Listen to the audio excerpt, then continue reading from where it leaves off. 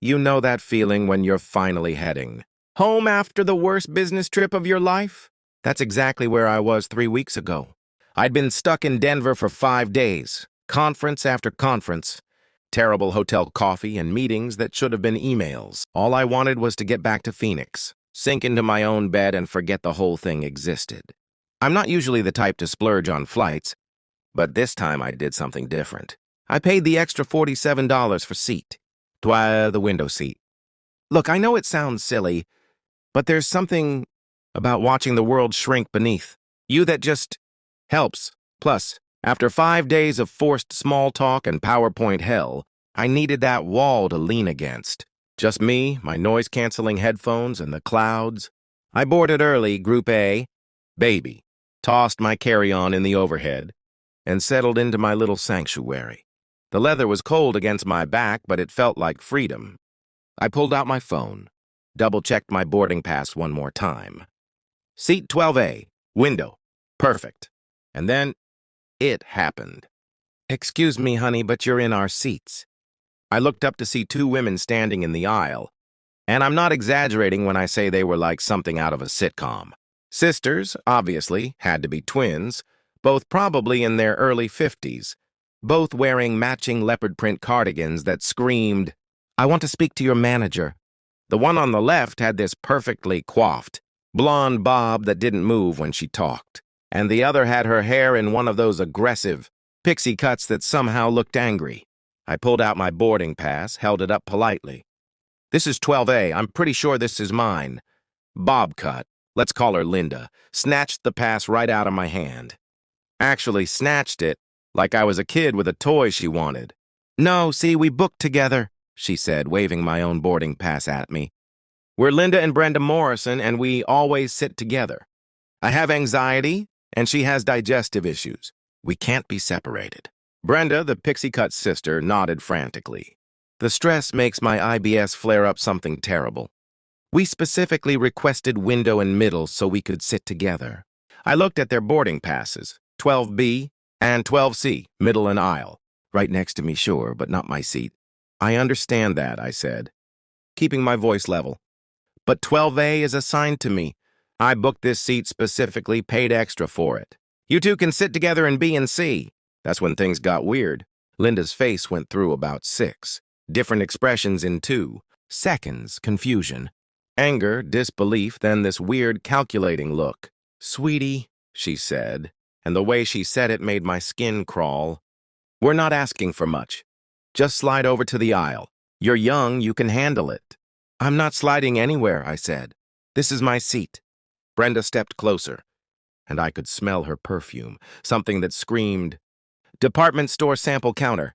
Look, we're going to Phoenix for our mother's funeral. This is already the worst week of our lives. Can't you just be decent?" Now, I felt bad about their mom, I really did. But something about the way she said it, like she was reading from a script, made me suspicious. Plus, funeral or not, my boarding pass was pretty clear. "I'm sorry for your loss," I said, "but I'm not moving." That's when they did something that absolutely blew my mind. They sat down anyway. Linda wedged herself into 12B, the middle seat, her elbow immediately claiming the entire armrest between us. Brenda plopped into 12C, the aisle seat. They just took their seats like the conversation was over. "There," Linda announced, loud enough for half the plane to hear. Problem solved. "Everyone's sitting." I stared at them. "But you're not in the right seats." "We're close enough," Brenda said with a shrug. "Sometimes you have to be flexible." The passenger assigned to 12B, a businessman in a wrinkled suit, approached with his boarding pass ready. He looked confused when he saw Linda sitting there. "Excuse me, I think that's my seat," he said politely. Linda didn't even look at him. "Sorry, medical emergency. We had to switch. Talk to the flight attendant." The poor guy stood there for a moment, then went to find a crew member. I watched this whole exchange in complete disbelief. These women had just taken over, like airplane pirates. That's when the flight attendant arrived, a young woman named Sarah. According to her name tag, she looked tired already, and we hadn't even taken off. "Is there an issue here?" she asked. "Yes," Linda said before I could speak. "This man is refusing to let us sit together for medical reasons." My sister has severe anxiety and I have a heart condition. We can't be separated. Wait, what? 5 minutes ago, it was IBS and general anxiety. Now it was a heart condition? Sarah looked at all our boarding passes, then back at us. Ma'am, 12A is assigned to him. You're in 12B and 12C, which means you are sitting together, just not in the window seat. But I need the window for my claustrophobia, Linda said, her voice rising, and the extra space for my breathing exercises. Brenda jumped in. The doctor said she needs to be able to see outside. It's for her panic disorder. I watched this performance with growing amazement. In the span of 10 minutes, these women had claimed anxiety, IBS, heart problems, claustrophobia, and panic disorder. They were like a walking medical textbook. I'm sorry, Sarah said firmly, but I can't move passengers out of their assigned seats for medical issues that weren't documented during booking. Sir, would you be willing to switch to accommodate them? All eyes turned to me. I could feel the pressure, that social expectation to be the nice guy, to just go along to keep the peace. The businessman was still standing in the aisle looking uncomfortable. Other passengers were starting to stare. But you know what? I was tired. Bone-deep 5 days of corporate hell tired. And I'd paid for this seat fair and square. No, I said clearly. I'm not switching. I booked this seat, I paid for it, and I'm sitting in it. Linda gasped like I'd slapped her. Are you serious right now? We told you about our medical conditions, which seem to change every time you mention them, I pointed out. That got some chuckles from nearby passengers, which only made the sisters angrier. Brenda stood up, all 5'4" of righteous fury. This is discrimination. You're discriminating against us because we're disabled. You're not disabled, I said. You're entitled. Oh boy, if you've never seen two middle-aged white women lose their minds in public, it's quite a sight. Linda started hyperventilating, or at least pretending to. Brenda began rummaging through her purse, like she was looking for an inhaler or smelling salts or possibly a weapon. I'm calling corporate, Linda wheezed. This is harassment. Ma'am, please lower your voice, Sarah said, glancing nervously toward the cockpit. But they were just getting started. Brenda pulled out her phone and started recording. I'm documenting this discrimination, she announced. Everyone can see how we're being treated. Two disabled women being abused by this. This seat hog? Seat hog. That was a new one. Now here's where I probably should have kept my mouth shut and let the flight crew handle it. But I'd reached my limit. 5 days of corporate BS. Delayed flights, terrible coffee. And now this performance art piece was happening in my lap. I pulled out my own phone. You know what? I said, opening my camera app. That's a great idea. Let's document this. I started recording. Hey everyone, this is me on Flight 447 to Phoenix. I'm sitting in seat 12A, which I booked and paid for 2 months ago. These two ladies are Linda and Brenda Morrison, and they're demanding I give up my window seat because they have various medical conditions that seem to change every few minutes. I turned the camera toward them. Linda immediately covered her face, but Brenda leaned into the shot. We have legitimate medical needs, she shouted. This man is being completely unreasonable. I'm being unreasonable, I said to the camera. For sitting in the seat I paid for? The businessman who'd been displaced finally spoke up. Excuse me, but they're not in their assigned seats either. I'm supposed to be in 12B. I turned the camera to him. And what seat are you in now? 4D, middle seat in the back, next to a crying baby. The irony was beautiful. By now we'd attracted quite an audience. Sarah had called for backup and 2 more flight attendants appeared. The sisters were getting louder, more dramatic, claiming chest pains and breathing problems. But here's the thing about fake medical emergencies. They're hard to maintain.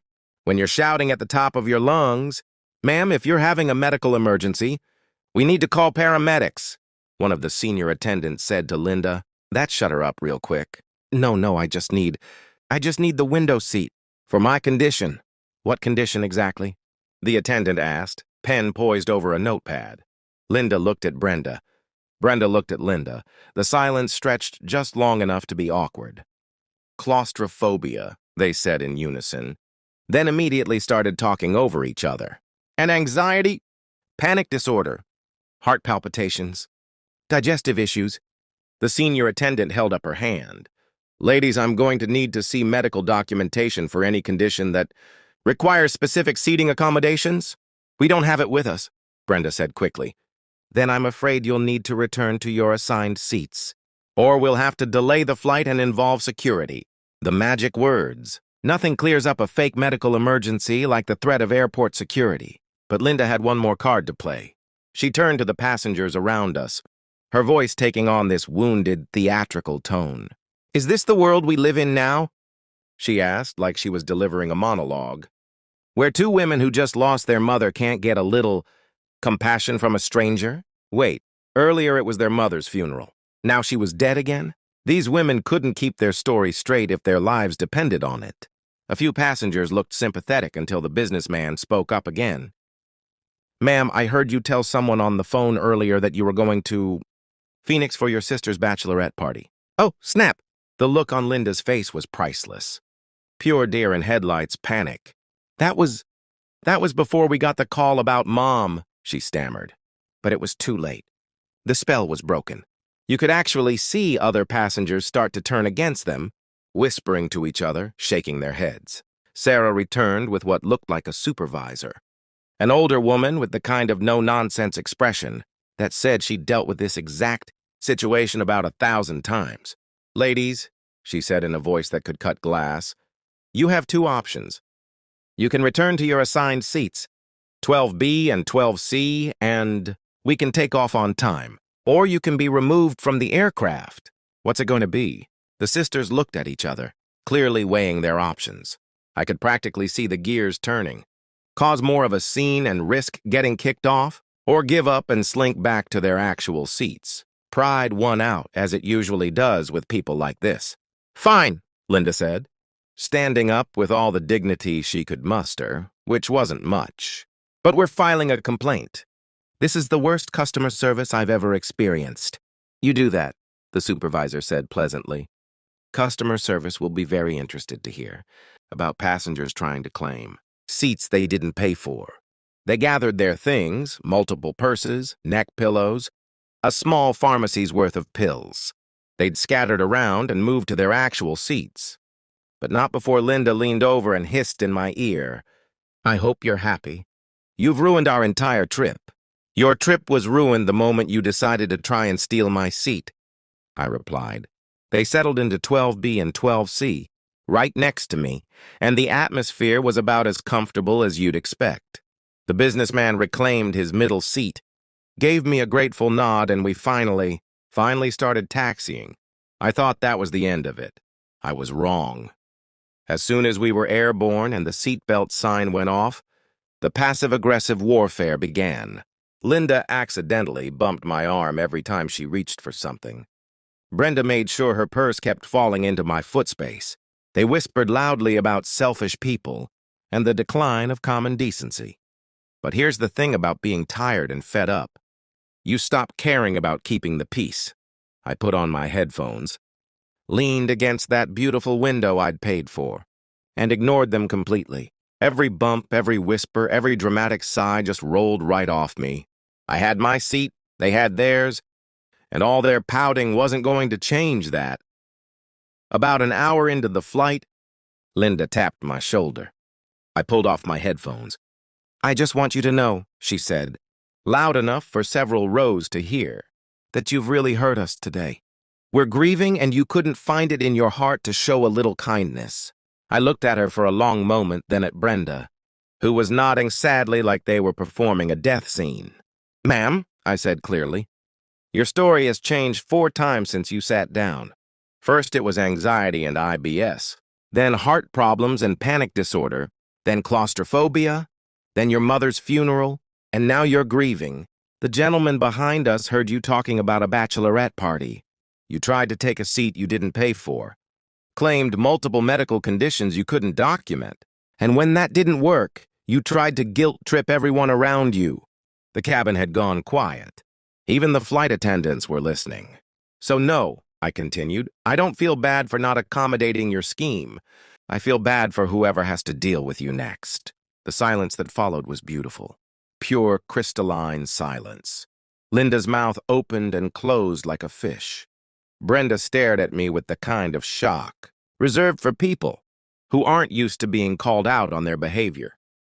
Finally, Linda managed to sputter. Well, I never...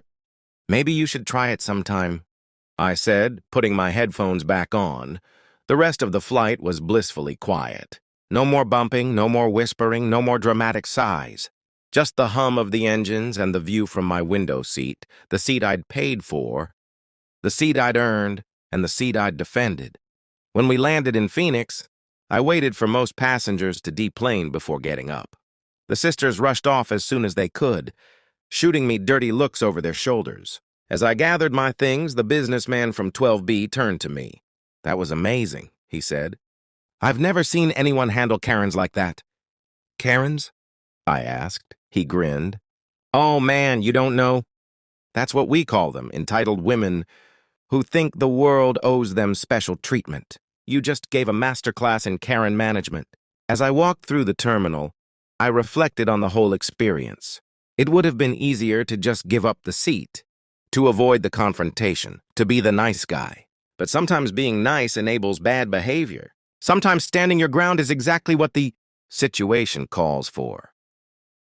I learned something important that day. Your peace of mind is worth defending. Whether it's a window seat on a plane or respect in your daily life, don't let people walk all over you just because it's easier. To give in, the Morrison sisters probably went home and told everyone they knew about the horrible man who wouldn't give up his seat. But I went home knowing I'd stood up for myself and potentially taught them that their tactics don't work on everyone. And the view from 12A? Absolutely worth it. The moral of the story is simple. Pay for what you want. Stand up for what's yours. And don't let anyone guilt trip you into giving up what you've earned. Because at the end of the day, the only person responsible for your comfort and peace of mind is you. And if you ever find yourself dealing with your own Linda and Brenda Morrison, remember their emergency is not your problem. Their poor planning is not your responsibility. And their entitlement is definitely not your concern. Window seat, every time.